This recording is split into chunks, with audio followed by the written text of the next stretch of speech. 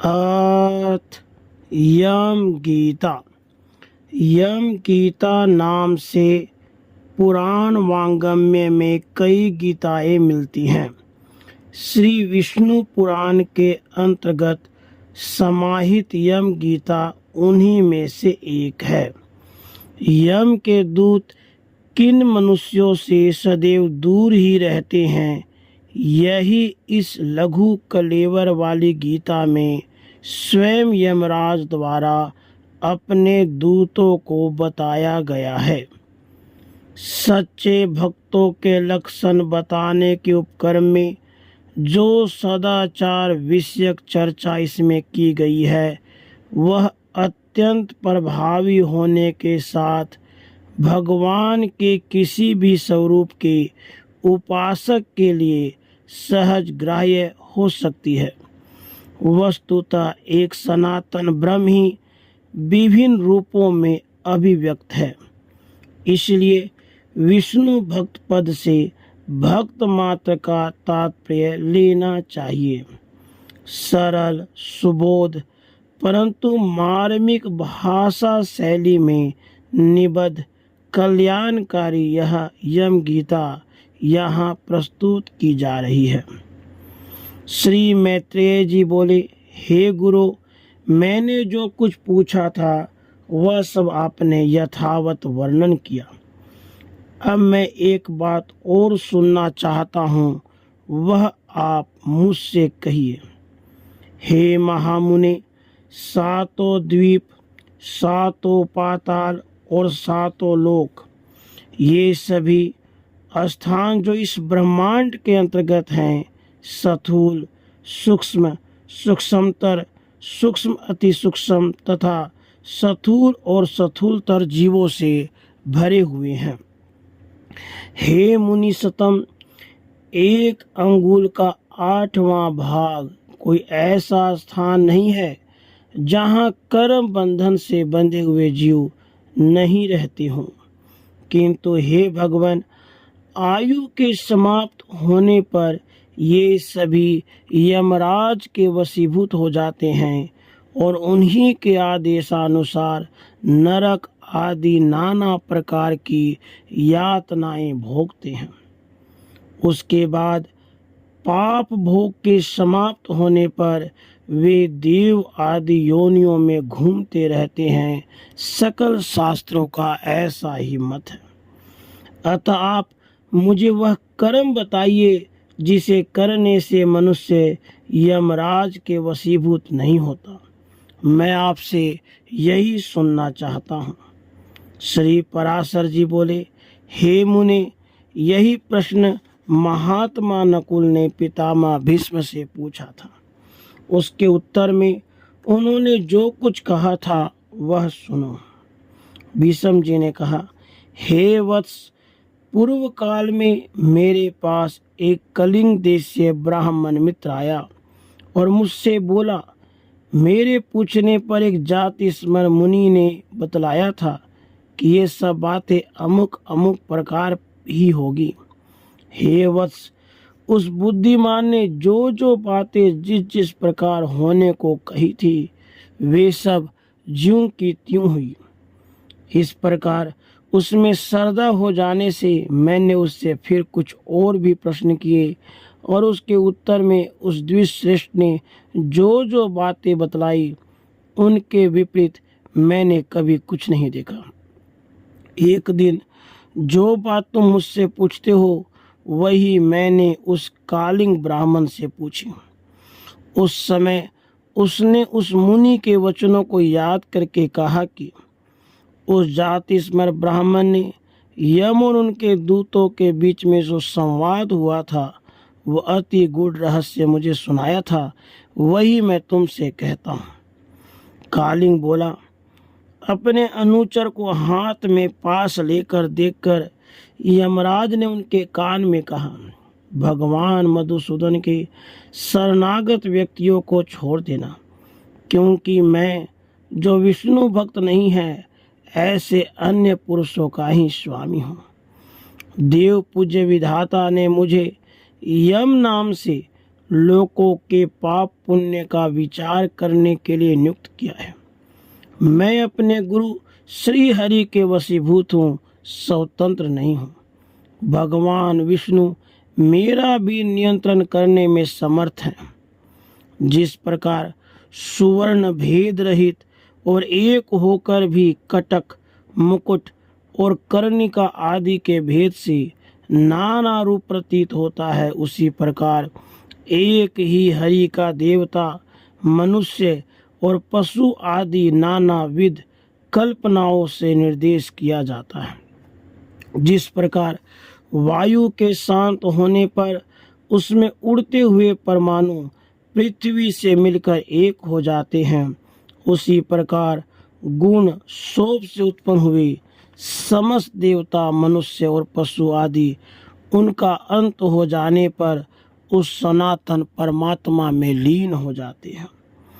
जो भगवान के सुरवर वंदित चरण कमलों की परमार्थ बुद्धि से वंदना करता है, घृत आहुति से प्रज्वलित अग्नि के समान समस्त पाप बंधन से मुक्त हुए उस पुरुष को तुम दूर ही से छोड़कर निकल आना।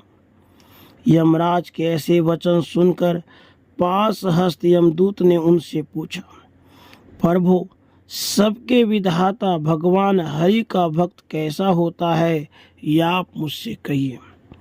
यमराज बोले, जो पुरुष अपने वर्ण धर्म से विचलित नहीं होता, अपने सुहृद और विपक्षियों के प्रति समान भाव रखता है, बलपूर्वक किसी का द्रव्य हरण नहीं करता और न किसी जीव की हिंसा ही करता है, उस निर्मल चित्त व्यक्ति को भगवान विष्णु का भक्त जानो। जिस निर्मल मति का चित्त कली कलमश रूप मल से मलिन नहीं हुआ और जिसने अपने हृदय में सर्वदा श्री जनार्दन को बसाया हुआ है, उस मनुष्य को भगवान का अतीव भक्त समझो। जो एकांत में पड़े हुए दूसरे के सोने को देखकर भी उसे अपनी बुद्धि द्वारा तृण के समान समझता है और निरंतर भगवान का अनन्य भाव से चिंतन करता है, उस नर श्रेष्ठ को विष्णु का भक्त जानो। कहाँ तो सप्तिक गिरी शिला के समान अति निर्मल भगवान विष्णु और कहाँ मनुष्यों के चित्त में रहने वाले राग द्वेष आदि दोष। उन दोनों का संयोग किसी प्रकार नहीं हो सकता। हेमकर चंद्रमा के किरण जाल में अग्नि तेज की उष्णता कभी नहीं रह सकती है। जो व्यक्ति निर्मल चित्त, मात्सर्य रहित, प्रशांत, शुद्ध चरित्र, समझ जीवों का सुहृद, प्रिय और हितवादी, अभिमान एवं माया से रहित होता है, उसके हृदय में भगवान वासुदेव हमेशा विराजमान रहते हैं। उन सनातन भगवान के हृदय में विराजमान होने पर पुरुष इस जगत के लिए शांत स्वरूप हो जाता है। जिस प्रकार नवीन साल वृक्ष अपने सौंदर्य से ही भीतर भरे हुए अति सुंदर पार्थिव रस को बतला देता है। हे दूत, यम और नियम के द्वारा जिनकी पाप राशि दूर हो गई है, जिनका हृदय निरंतर श्री अच्युत में ही आसक्त रहता है तथा जिनमें गर्व, अभिमान और मात्सर्य का लेश भी नहीं रहता है, उन मनुष्यों को तुम दूर से ही त्याग देना। यदि खड्ग, शंख और गदाधारी अवयव आत्मा भगवान हरि हृदय में विराजमान हैं, तो उन पाप नाशक भगवान के द्वारा उसके सभी पाप नष्ट हो जाते हैं। सूर्य के रहते भला अंधकार कैसे रह सकता है। जो पुरुष दूसरों का धन हरण करता है, जीवों की हिंसा करता है, मिथ्या कटु भाषण करता है, उस अशुभ कर्म उन्मत्त दुष्ट बुद्धि के हृदय में भगवान अनंत नहीं टिक सकते हैं।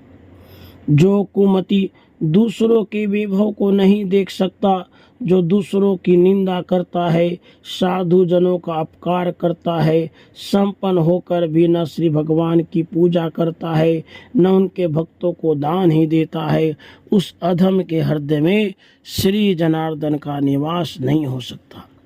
जो दुष्ट बुद्धि अपने परम सुहृद, बंधु बांधव स्त्री, पुत्र, कन्या, माता, पिता, भृत्य वर्ग के प्रति अर्थ तृष्णा प्रकट करता है, उस पापाचार्य को भगवान का भक्त मत समझो। जो दुर्बुद्धि असत कर्मों में लगा रहता है, नीच पुरुषों के आचार और उन्हीं के संग में उन्मत्त रहता है, नित्य प्रति पाप में कर्म बंधन से बनता जाता है, वह मनुष्य रूप पशु ही है, वह भगवान वासुदेव का भक्त नहीं हो सकता। यह सकल प्रपंच और मैं एक परम पुरुष परमेश्वर वासुदेव ही है।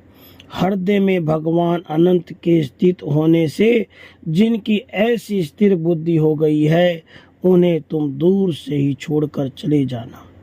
हे कमल नयन, हे वासुदेव, हे विष्णु, हे धरणीधर, हे अच्युत, हे शंख चक्रपाणी, आप हमें शरण दीजिए।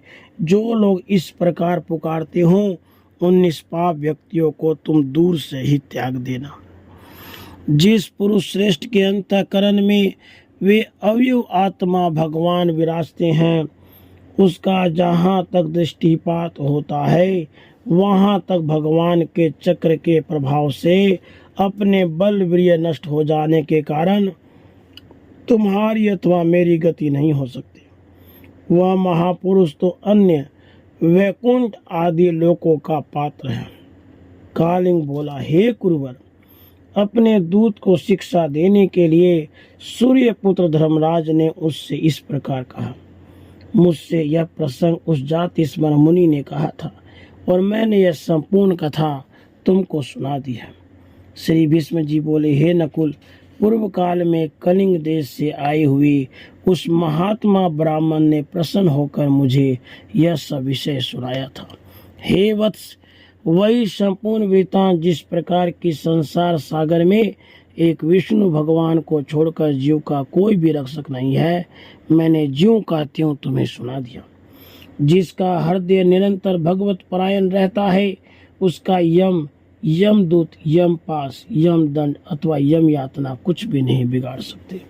श्री पराशर जी बोले, हे मुने, तुम्हारे प्रश्न के अनुसार जो कुछ यम ने कहा था, वह सब मैंने तुम्हें भली प्रकार सुना दिया। अब और क्या सुनना चाहते हो? इति श्री विष्णु पुराणे तृतीय अंशे यम गीता संपूर्ण। राधे कृष्ण।